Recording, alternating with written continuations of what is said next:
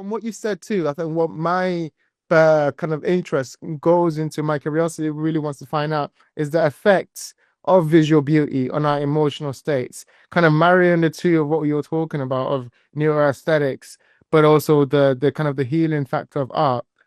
Can you tell me what you think the effect of beauty is on ourself, on our emotional states when we're looking at it and just kind of pondering and seeing the kind of I don't even know how to describe it, the kind of the transcendence that it gives us. Yes, our body nervous system is a very ancient system in the sense that it has existed throughout human history. And it has stored in it so much information throughout our survival and our evolution and our civilization. And a lot of that information comes out throughout visual symbols and colors and patterns and shapes. And a lot of it, our rational mind is not necessarily in touch with.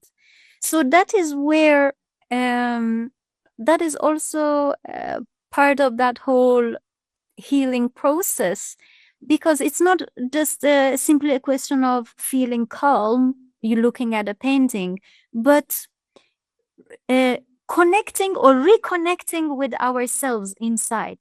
You know, um, I mean, being disconnected from ourselves does get us into a lot of trouble in life in terms of handling the stress, handling human relations, handling problems. But being anchored in ourselves is it's really anchoring also in our inner potential and that inner space of beauty and warmth that I mentioned at the very beginning. So, and this neurobiological connection or this neuroscience connection, this nervous system connection is part of that, at that anchoring effect. So this type of beauty is not the shallow cosmetic type of beauty as you can see.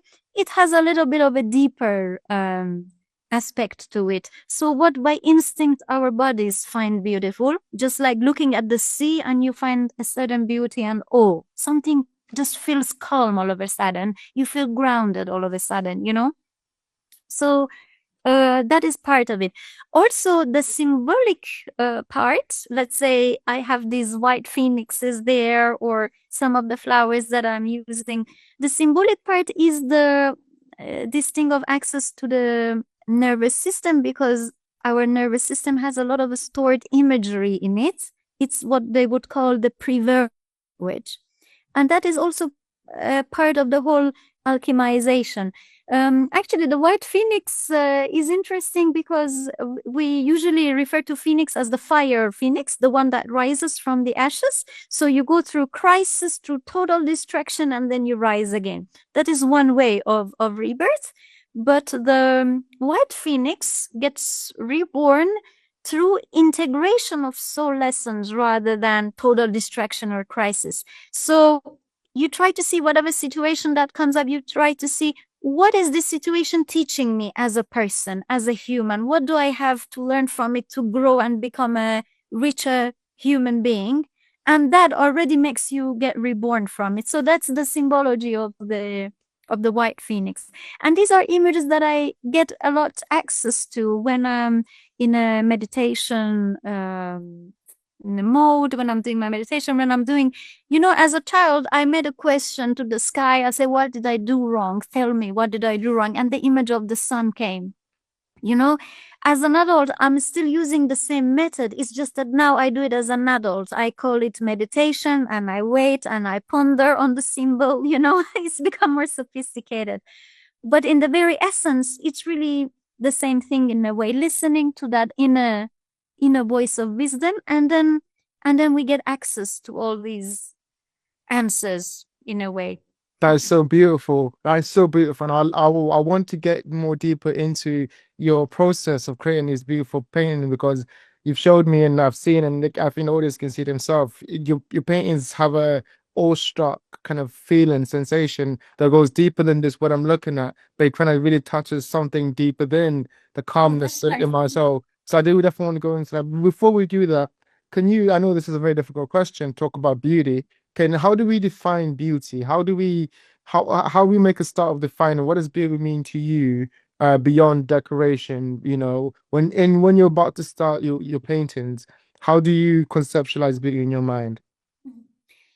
Yes, you're right. It is a difficult question to answer. Let's say I will answer it the way that I am using the word beauty.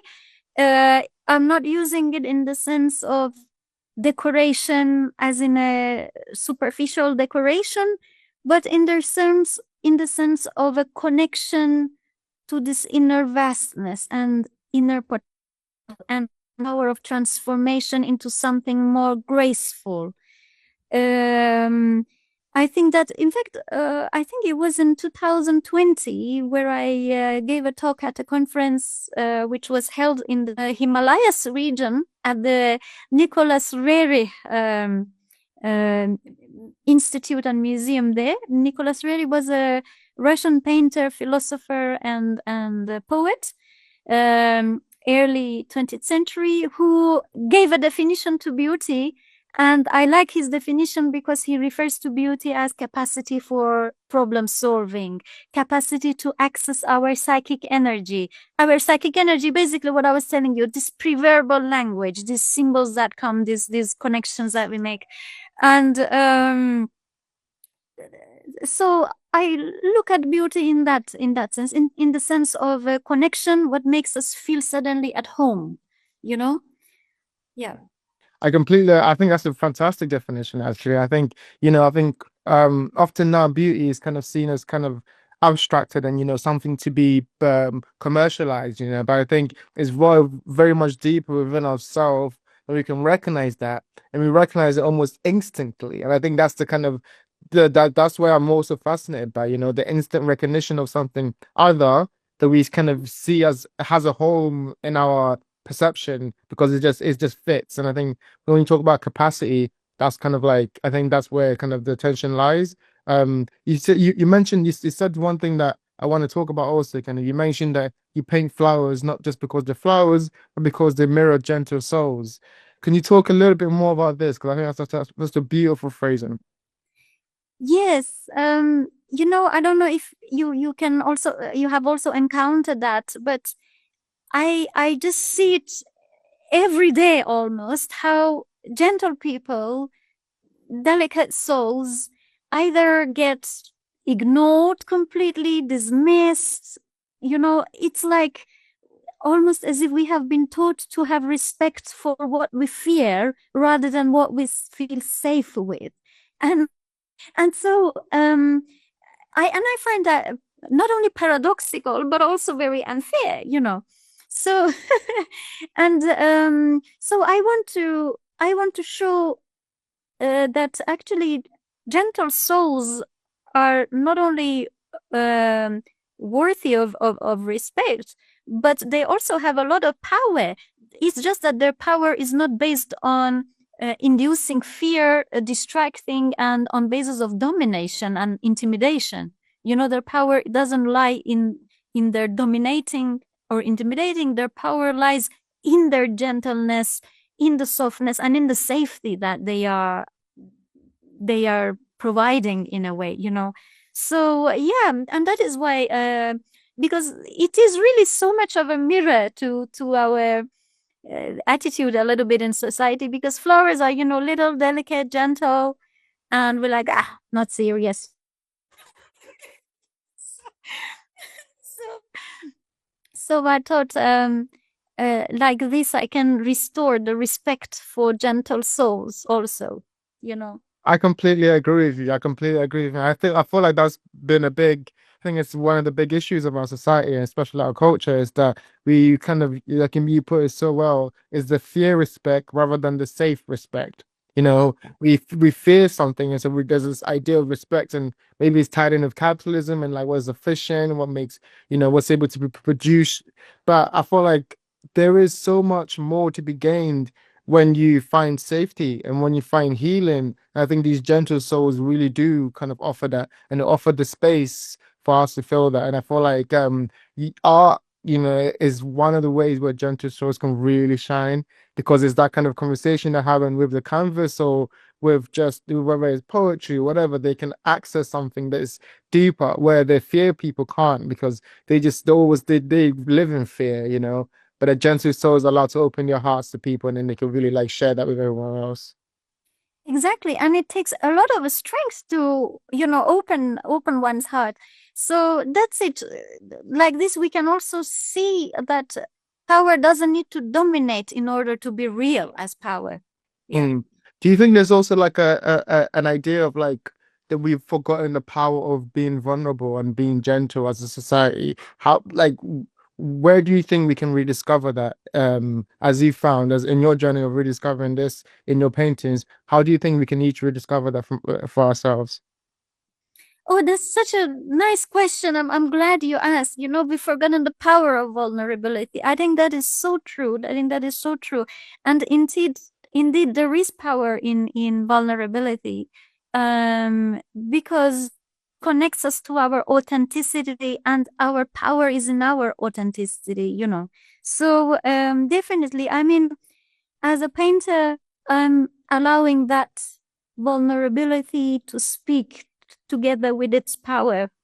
So I hope that it can reach the audience.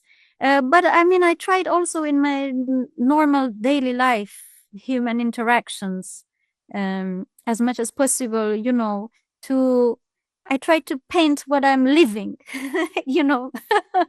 Yes. Mm. So yeah, definitely.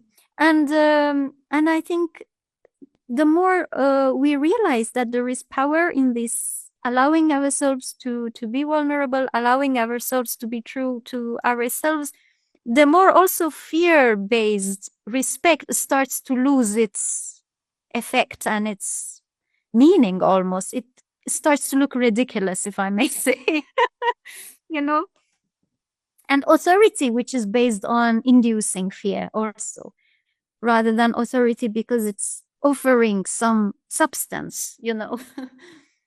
I completely agree with you. I think I found it within myself too, as a kind of as I've becoming more in touch with my kind of artistic journey, whether it's poetry, whether it's anything I do, it kind of allows me to sit within my safe kind of space and express myself. And then I see myself also reacting to the world differently. And so that it kind of really shows the power of art to kind of, change us on a cognitive well-being level.